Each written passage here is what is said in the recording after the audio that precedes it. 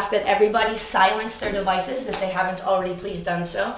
I get to do that just by turning my face down on my phone because it's a fancy Android. Due to a recent Facebook update, the Carroll Media Center is now only able to live stream one feed at a time. What that means for us is that our mayor and town council meetings, that CMC, who has been live streaming our meetings to both the Facebook page for the town and their YouTube channel, will now only be able to live stream it to their YouTube channel. So, but we do have a link on the town's Facebook page where you would simply click and be able to watch live stream or watch it back. So that's where we're at. So again, this will be my new warning for CMC. This meeting is being streamed live by the Carroll Media Center on their YouTube channel with the link available on the town's Facebook page. This evening's meeting is very special because we have a very special guest, Cameron Schrack, sharing the council table with us here. Is here because last month at Cub Scout Pack 719's annual pancake breakfast fundraiser, a unique raffle was held where experiences instead of like tangible items were raffled off.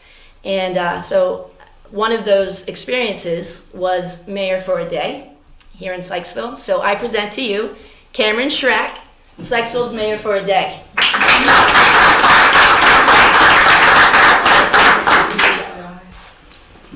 Good evening and welcome to the town of Sykesville.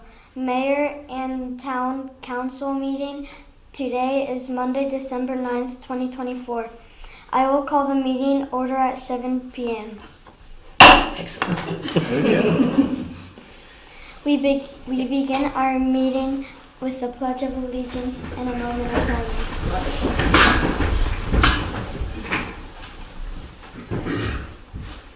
I pledge allegiance to the flag of the United States of America and to the republic for which it stands, one nation, under God, indivisible, with liberty and justice for all.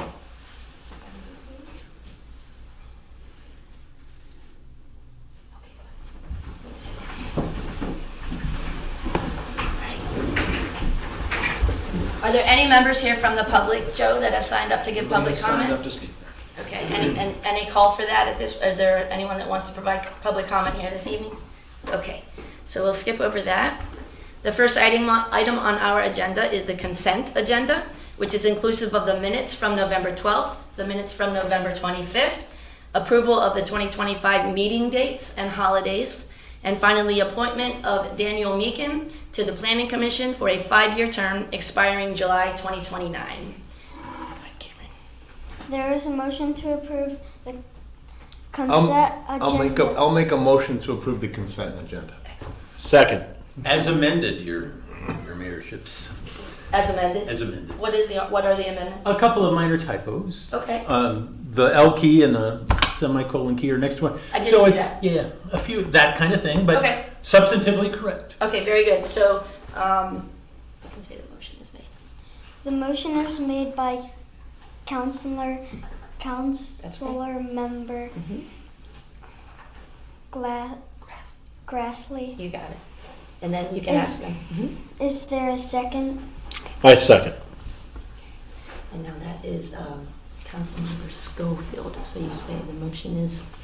The motion is seconded by Counselor Schofield. You got it. The motion on the table is to approve the consent agenda.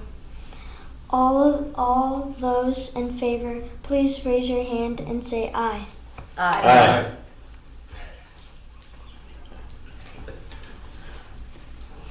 All those opposed, please raise your hand and say nay. Somebody should have opposed it. The motion passes unanimously. You got it. The consent agenda is approved. All right. Very good. Good job. All right. So we'll move on to our new business, and the first item of new business is the presentation of Mayor for a Day. So I would like to read a very special proclamation, mayoral proclamation that I have written. You want to stand up with me and I'll read this? Excellent. Whereas the town of Sykesville values the involvement and contributions of its young citizens, particularly its scouts.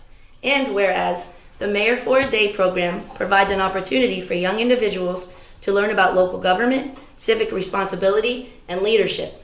And whereas Cameron Schrack has demonstrated outstanding qualities of leadership, community involvement, and a commitment to making Sykesville a better place. And whereas Cameron Schrack has inspired others with his commitment to thinking of others before oneself, to performing a good deed every day, and simply to do your best. And whereas Mayor Link recognizes the importance of fostering the next generation of leaders and encouraging their active participation in civic life. Now therefore I, Stacy C. Link, Mayor of the town of Sykesville, Maryland, do hereby proclaim December 9th, 2024 as Cameron Schrack Day in the town of Sykesville and urge all citizens to join me in recognizing and celebrating the contributions of our young leaders. In witness whereof, I have hereunto set my hand and caused the seal of the town of Sykesville to be affixed this day, December 9th, 2024. You want to help me sign it?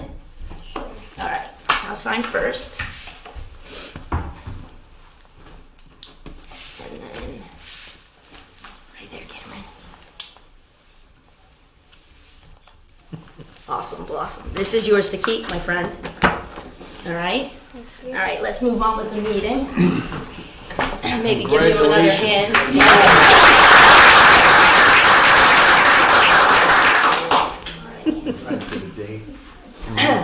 That moves us You can't get a day. that gets us to our next item of new business, which is the presentation of the fiscal year 2023-2024 audit. I mean, I can't imagine having my own day. Congratulations. I also can't imagine anything worse than presenting the audit. Oh, wow. Come on, we're excited for it. Oh, sure. Your favorite meeting of the year, right? 100%. All right. Well, let's jump in. All right. Page 3. So right there, you had it. The independent auditor's report. We're going to start there. So just as a reminder, we did the audit for the year ended June 30, 2024. A little technical difficulties. We can keep moving, I guess, right? Everybody has the paper in front of them? All right. So about 2/3 of the way down the page, I always like to remind everybody that these are management's financial statements, and all we do as auditors is express an opinion on those financial statements. So you'll see I have an 11-year-old, and I can imagine what you're thinking right now. Like, this is the most boring stuff, right? It gets better. We have to do it, but does it really get better? It does, I promise. Wait till you see the numbers. No. In the second paragraph there, the opinion that I was just talking about. So in our opinion, the financial statements referred to above present fairly in all material respects. So what that means is you have a clean audit opinion for fiscal year 24. So we're going to go to Exhibit A1. So Exhibit A1 is the statement of net position. So in a for-profit world, this is your balance sheet, right? So it shows all of the assets of the town and all of the liabilities. So that's perfect, where you just were with all the assets showing. So you'll see current assets, about $8.6 million. We have non-current assets of about $8.2 million. So total assets for the town, just a little shy of $17 million. And if you look up above the top 4 lines, that's your cash. So about $8 million of cash at the end of fiscal year 24. So if you scroll down to the second half of the page, of course, we also have liabilities, right? So our total liabilities, a little over $2 million. We do have some deferred inflows, about 3.1, and we'll talk about those in a minute. So the difference between our assets and our liabilities for the town is our net position. And you'll see there it's a little over $13 million. So we do have some restricted funds and some unrestricted funds, and we'll talk about those a little bit more in a couple minutes. Exhibit A2, this is our income statement. I know, this one's just not pretty. So it's a little bit different than what you would see in a for-profit world. It starts with your expenses. So the total expenses for the town last year, including depreciation expense, 5.4 million.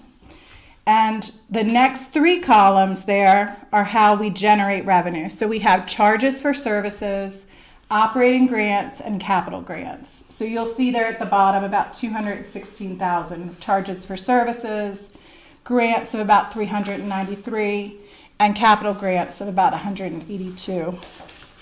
So that fifth column shows us that we're in a deficit position.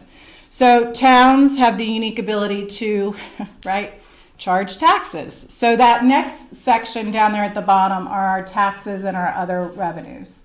So income taxes about 1.3 million, real estate taxes about 1.8, significant interest income last year about 182,000. Thank you, good interest rates, right? So our change in net position last year was a decrease of about 819,000. Like I said, on the full accrual method, this includes depreciation. So we'll go to the fund level financial statements next, Exhibit A3 and A4.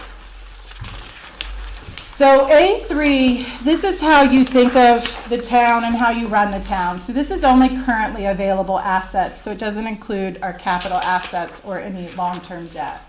So our total assets last year, $9.999 million. Couldn't quite get that to 10 million. Total liabilities about 487,000. Our deferred inflows, we're going to talk about, that's our ARPA funds, right, that we have remaining to be spent. And our fund balance is the difference, and that's about 6.8 million. So the next page, Exhibit A4, this is the important page out of the whole document. So this is how you budget, right? So these are the categories you think of. You have total revenues of about 4.6 million. And the largest piece of that, of course, is our income taxes, our taxes, sorry, 3.1 million. We do get some intergovernmental revenues, about 845,000, and like I said, about 200,000 of interest. Expenditures last year on the fund level, 4.6 million as well. So you'll see there the different categories. The one new thing we had to include this year, and we could go down the rabbit hole with this, but just for right now, were the Warfield escrow expenses of about 200,000. So total expenditures, 4.6 million. You'll see there, I do need to fix that because it says excess of revenues over expenditures, and it shouldn't because there was about a $20,000 loss. So very close to break even in the current year. All right. So there are 27 pages of the notes. Would you like me to read them? Please, but no. No. Thank you. So I picked a couple that I thought were important. Perfect. Exhibit A6, page 11. Notes and leases receivable. So just as a reminder, and I'm going to talk about it again, the Warfield project note receivable is currently due because it's in default. So that's on page 12. You'll see a little chart there that shows all of the future minimum principal receipts. So that's what we're expecting to collect on our notes receivables for the next couple years. So that's why 2025 looks a little out of whack there. We did have one new lease that we entered into. Carrie, if you scroll just a smidge, like that paragraph right there. So that has been disclosed. That's for the property on Main Street. The details of the lease itself are included in there. It has not been included in that lease payment schedule because there's some conditions that can be met. The next page, page 13. Remember when I said you had, $7 million of capital assets? Yes. These are the categories of those assets, just in case you wanted to know. Building and improvements, your equipment, your infrastructure, your vehicles. The next one is page 15.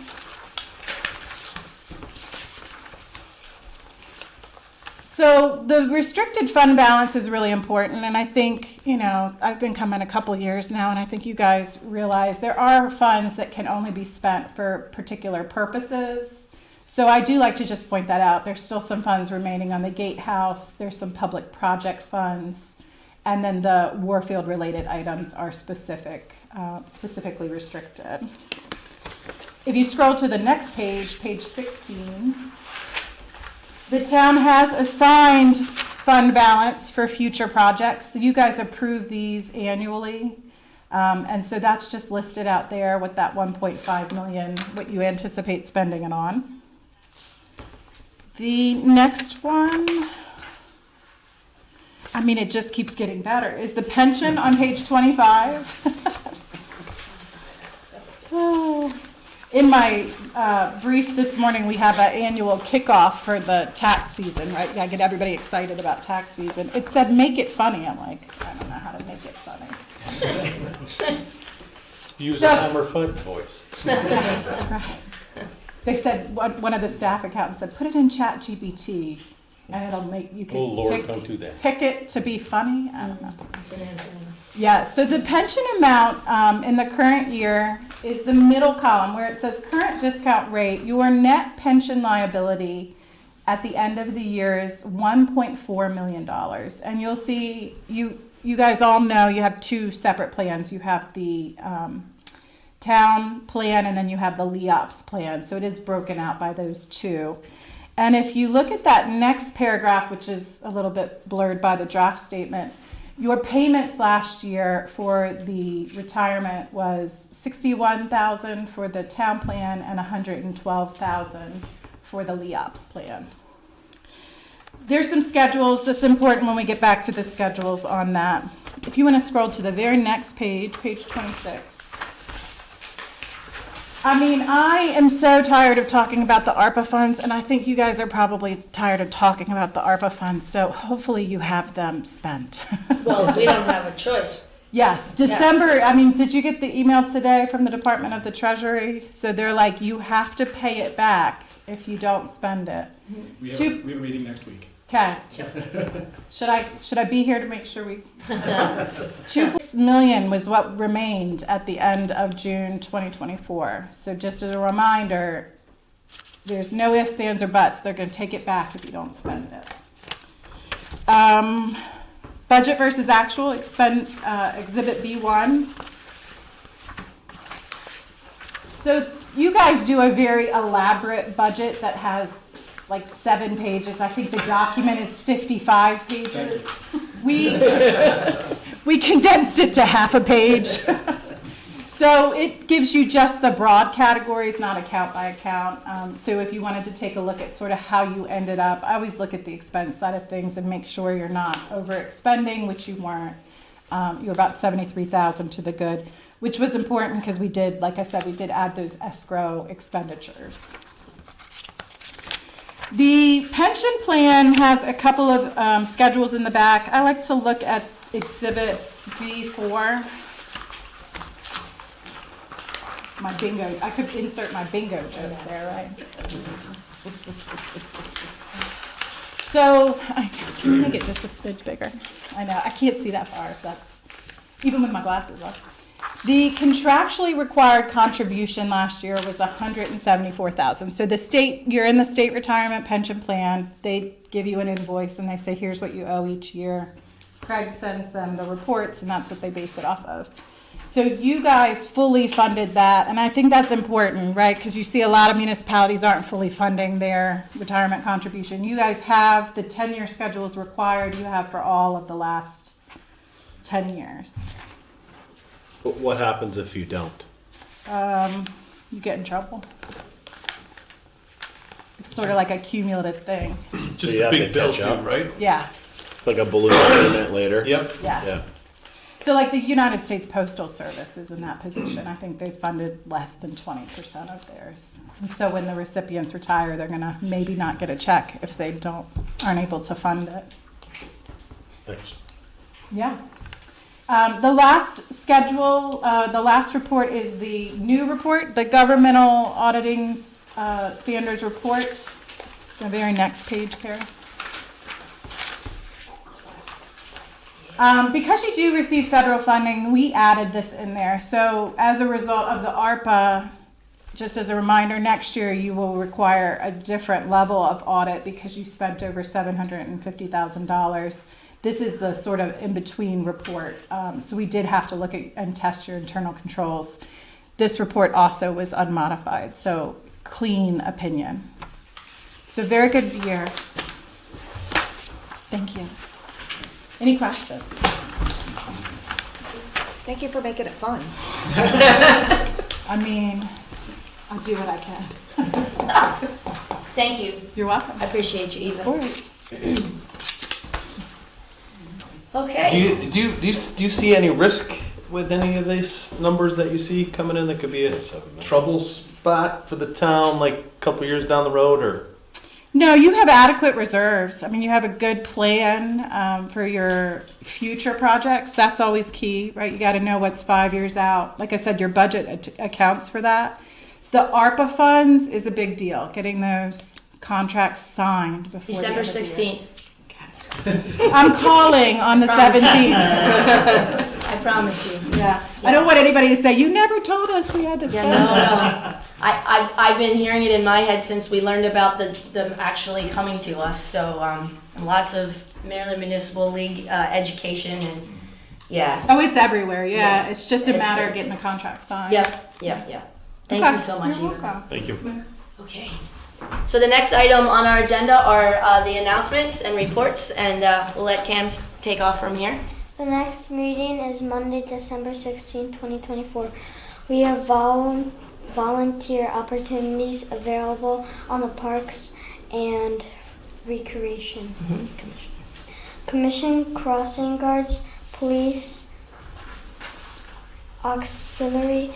Email town Sykesville for more information about volunteering with the town. Perfect, Cameron. Thank you. And that brings us to staff updates. We'll start with Joe. Just a few quick ones. Really just wanted to say thank you to the Parks and Recreation Commission. Man, couldn't get that word out. For the Visit with Santa event over this past weekend. It was a great event. I was actually writing down several of the other volunteer agencies that helped us out, and it reminded me of what a community event this actually is. So again, we had the Sykesville Freedom Fire District helped. We had several just general volunteers. Our Public Works Department was there both in the lead up to and during the event. Sykesville Police Department, our auxiliary department, town staff was there doing various administrative things. Goals, yes. The Century High School Band was there, the S&P Railroad folks, and of course Impact Church. And I'm probably forgetting one or two, but again, it was a very collective effort and a very good event for this past Saturday. And then really the only other thing I had, just because it is his last meeting, is just to say thank you to Craig Weaver, our treasurer. This is his last official council meeting, his last treasurer's report. Craig's been here for about 5 years. He was actually my first hire when I got here, and he's been a great addition, and he's provided a lot of comic relief over the years, and we appreciate his contribution for the town of Sykesville. So what you're saying is he made the money funny. He made Yeah. the money funny. No, not to be confused with funny money. Right. And obviously, his impeccable style that he brings to the council meeting. Purple shoes, what are you gonna do? So again, just wanted to publicly thank Craig for his contribution to the town, and wish him all the best in the Sunshine State. Thank you, Greg.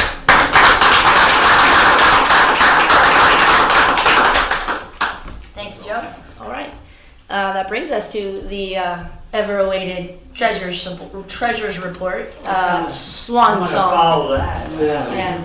Thank you, Joe, for that nice introduction. Appreciate that. I definitely enjoy my 5 years here. No doubt about it. I said I wasn't going to do this. Beaver, come on. Loser. Listen, you're the one going to Florida. Yeah. I know. I should be happier. We should be sitting here crying. Anyway, I definitely enjoyed my 5 years. It was an enjoyable time, and I learned a lot with the government. I was very proud. I was a resident here 27 years, so I enjoyed every year I was here. I'm already missing it. So. At this time, Good deal. let's go back and get serious with the November Treasury Report briefly. I hope everyone had a chance to peruse it at this time. We did happen to have revenue exceed expenses for 139,000 at this point. That was helped by, we'd gotten income taxes of 333,000 late November, so that definitely helped to push that over the line. Next month, though, it might be a tough month because usually it's a lower revenue month, just to kind of warn you a little bit. And then, of course, we have is what Eva was talking about, the Maryland State Retirement Contribution, a payment that we need to make, which this year is going to be about $215, just to let you know in advance. So it slowly keeps going up, unfortunately. In terms of the revenue in the future, though, January should get a nice real estate tax pop. So any deficit that we have in December should reverse itself. So it'll be just a small panic, and then it'll get better again. And then income tax payment will probably be in February, so we'll be back in the black in no time. In terms of the check register, again, not too much activity. Probably already aware. I know the mayor is since she signs the checks. Bright Construction Group, we had a $14,000 deposit for work that we're doing on Central and Springfield. CJ Miller, we had a pump replacement at the pond, stormwater management purposes. And then we had several facade improvements for Ed Weiss Miller in terms of windows and such. And then Tennessee was here again doing marking and striping or stripping. That's when I first read it. I'm like, stripping? No, striping. That's a different job at a different time of day. Yeah. Different town. A different town. Well played, President. There are kids in the room. Yes, there are. Just for a fact, this was my 60th, exactly 60 Treasury report. Wow. So, a lot of fun, a lot of good numbers. It was definitely a fun time. COVID, not so much. We got through that. We're going to try to keep that from happening again. Yeah, exactly. But we made it through. And that's it. That's all I have to, unfortunately. I guess it wasn't too much of an exciting last report. Maybe I could do a cameo in the future. I don't know. Please, Maybe a guest appearance or something. Use your sunscreen. All right. I'll try. All right. I'll try. Keep your lid on. It's the alligators I got to work Yeah, watch on. out for And that. sunscreen. Are there any questions along the lines of money for the treasurer? I do not. No, Okay. nope. Awesome. Good report. Thanks, everybody. Thanks, Craig. Thank you. And by the way, there's a happy hour for me on the 27th. Yes. If you're not doing anything. We've all been invited. Mayor, if I could just introduce Craig's replacement, Jen Yes. Livesay is in the audience with us as well. So again, next month she will be tasked with giving the treasurer's report. Welcome aboard, Jen. Thank you. And I appreciate Craig's willingness to stick around and overlap that time with your first 2 weeks. So, thank you. Speed dial. Very good. Excellent. And then there's that too. So thank you. So next on our agenda is from a staff report, staff update perspective is our public safety report. So I'll ask Chief Spalding to the microphone. Yes, ma'am. for Good Mike. evening, everyone. Thank you, sir. And Cameron, good job. And when you're ready to come work for the police department, come see me or someone else. It's gonna be Got quite a few years. Yeah, a few. And if I could just add my 2 cents to Craig leaving, it's been enjoyable working with you, and you've gone easy on me most of the time. I usually say give you a hard time. Always fun to play golf with, and I'm jealous. You never really enjoy any golf, so you always beat me. It was a good time. Wish you much success and luck. So for the public safety report, I did want to address a few questions we had in advance. One was involving case number 00213. And as you saw from my comments, that case is actively under investigation by the Carroll County Advocacy and Investigation Center, so I don't really want to go into the details of that at this time. 00215 was a question about, where's the question? Was the person found? And the other question was it a juvenile runaway? Yes, the person was found. It was a runaway. I'm going to talk about that briefly in my summary, but it was an excellent job of investigation by Corporal Barrett and Sergeant Lacey. It ended very well. The next question was for 00219, was a person arrested? And unfortunately, suspects have not been identified and therefore no arrests at this point in time. I think that was all the questions that you had. Okay, all right. So we'll move into the actual public safety report, as you can see, covering period November 4th through December 1st. A very large report, as you can see by the total, 1,125 events. As well as, and I didn't count them up this time, but quite a few reports during this time frame. If there's any specific questions about any of these reports, I'm going to address a few of them, but if you have any specific questions, I can address those now. No, I'm set. Anyone to my left? To my right? I'm sure the ones that, I think I know you guys pretty well by now, and I'm sure the ones that you would have questions about are some of the ones I'm going to address. Let's start with community policing. You may have seen from the community policing reports, PFC HAPA was able to use her newly acquired child safety seat installation skills to assist management at Sykesville Apartments. They basically had a resident who needed to go to the hospital and didn't have a car safety seat, so Morgan jumped right in and went up and actually loaned them a car safety seat and installed it properly, and the manager was very appreciative of that. So she's doing a great job with that. I'm sure you saw a lot of good community policing events. I think you mentioned during this time frame, and several that jump out are both PFC Hoppy and PFC Jacobs initiated 2 separate follow-ups with troubled youth that they have actually developed relationships with. And this was just follow-ups to check on them, see how they're doing. And I think that's outstanding. I think that's really the heart and soul of community policing, is not just showing up once and leaving, and it's continually following up. And I think that's really where we excel, is having the type of officers that are willing to go back, follow up repeatedly with the same people to make sure they're on the right road. So kudos to Morgan and Andrew for that. And also PFC Hop, she was busy during this period. She actually interviewed 5 students from the Carroll County Career and Tech Center who are interested in an intern position with us starting in the end of January. She did a great job and provided an excellent recommendation, which we're going to go ahead and bring this person on. So we'll have a new intern starting in the end of January. In terms of some of the criminal cases, and this was an excellent case, Sergeant Slareth. You know, we talk about the importance of vehicle stops. Here's a perfect example. Stops a vehicle for speeding. Through his investigation beyond the traffic stop, was able to determine the female operator was driving on an expired temporary tag and lying about her identity.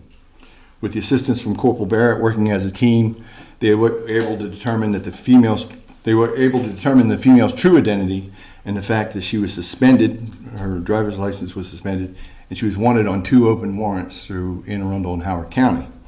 Come to find out, and the warrants were for theft of credit cards from nursing homes.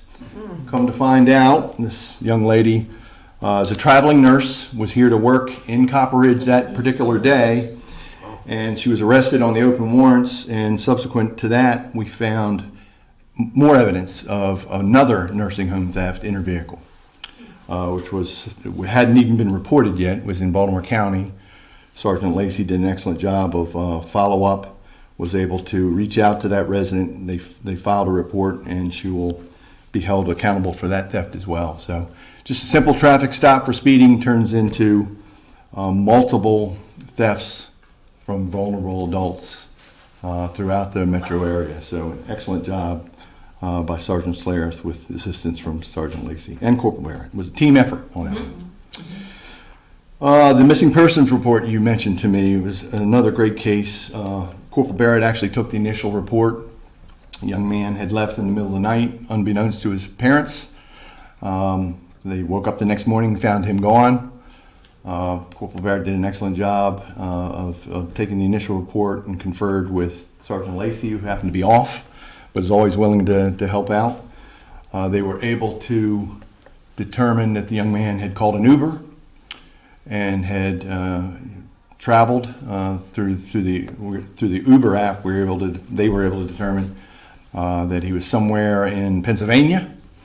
Ultimately tracked him down to a location in Johnstown, Pennsylvania, and through the help of the Johnstown Police Department, were able to recover him. He was in the company of a juvenile female, and which hadn't been reported from Baltimore County.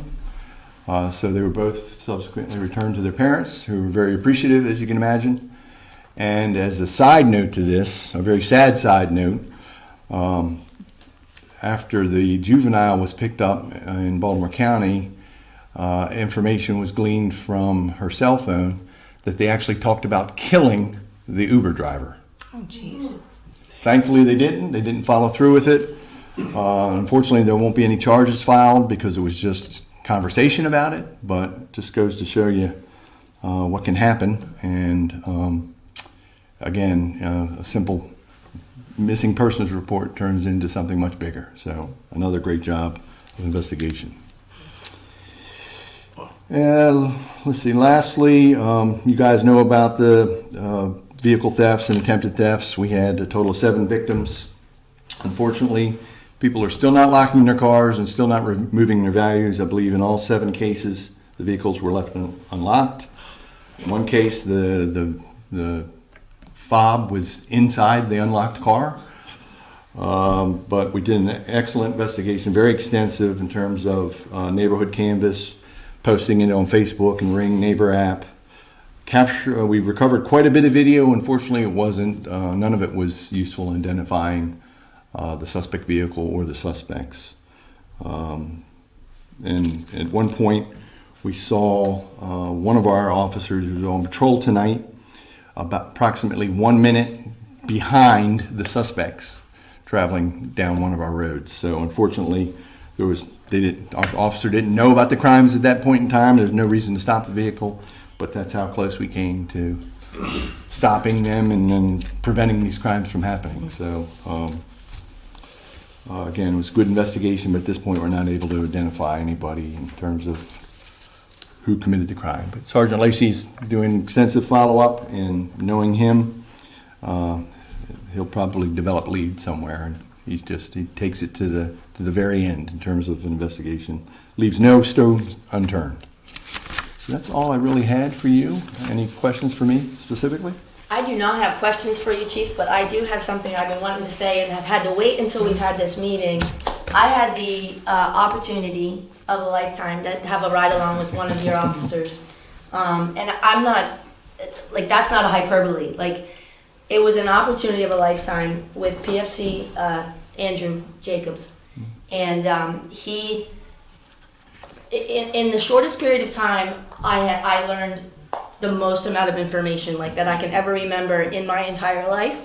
And he's such an amazing human being, but he's an amazing police officer, he's an amazing law enforcement officer, and the things that I think we glean from these reports every 2 weeks barely scratch the surface of what it is that our officers are doing on a daily basis.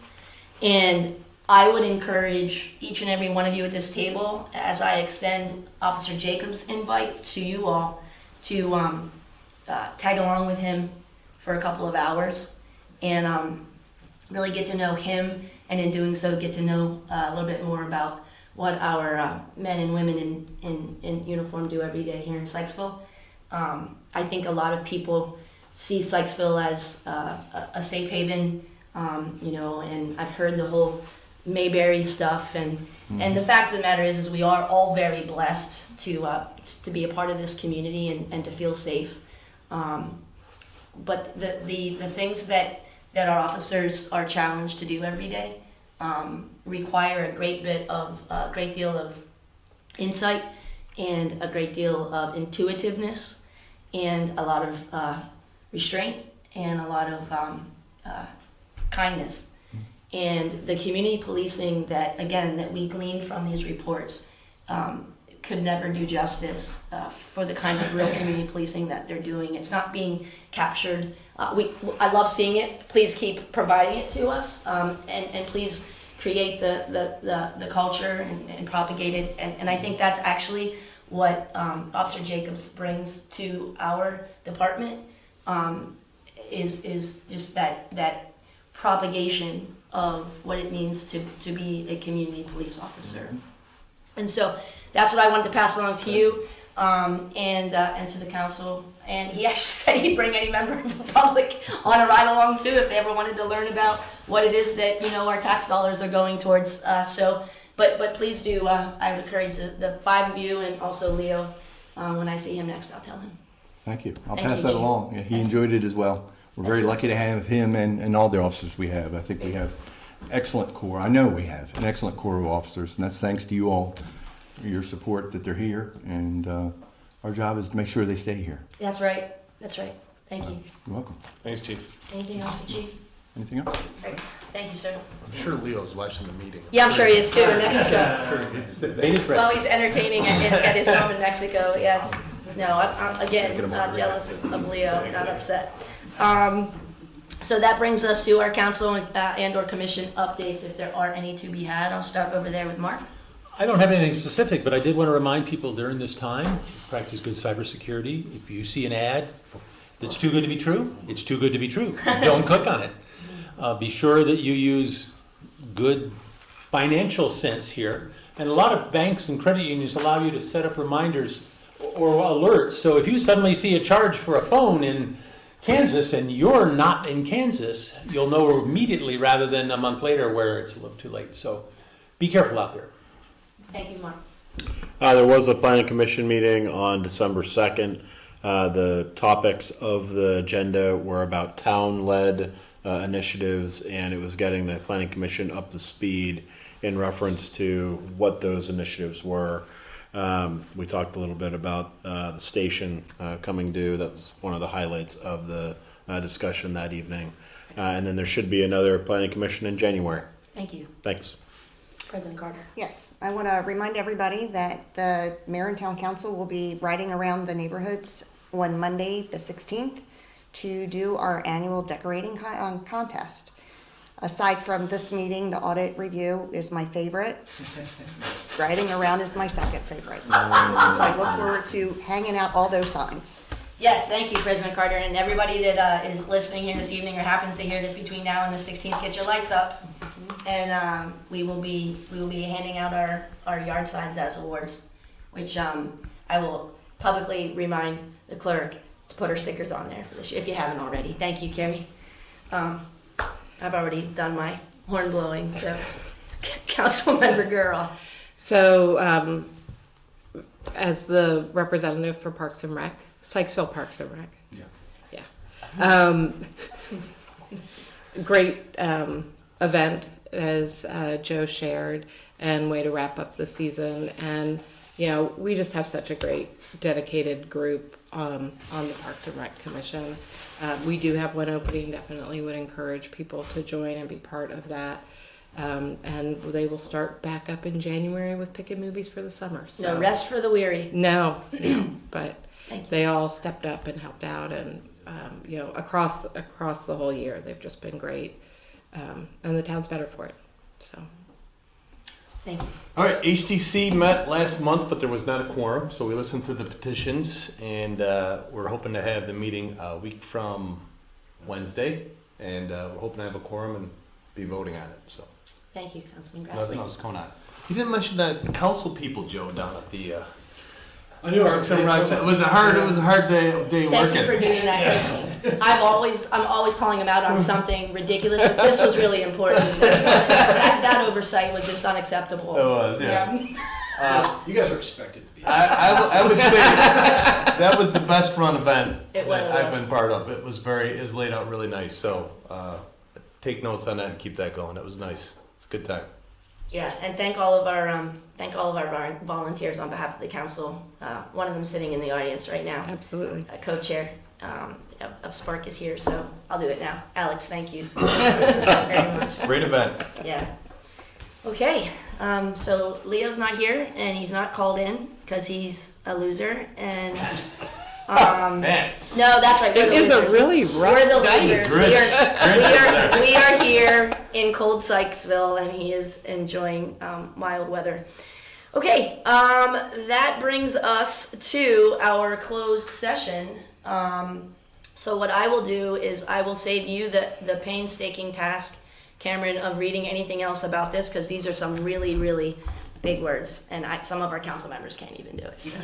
I'm going to read what's making this meeting of ours closed once we release you all to the wild. This meeting is being proposed to be closed pursuant to the general provisions article of the Annotated Code of Maryland, Section 3-305B, number 8, to consult with staff, consultants, or other individuals about pending or potential litigation. And in this case, that pending litigation is Warfield lawsuits. So at this time, I'm gonna let you gavel in. If you can call for a 5-minute recess, you can just say those words and then gavel us into a recess. So, go ahead.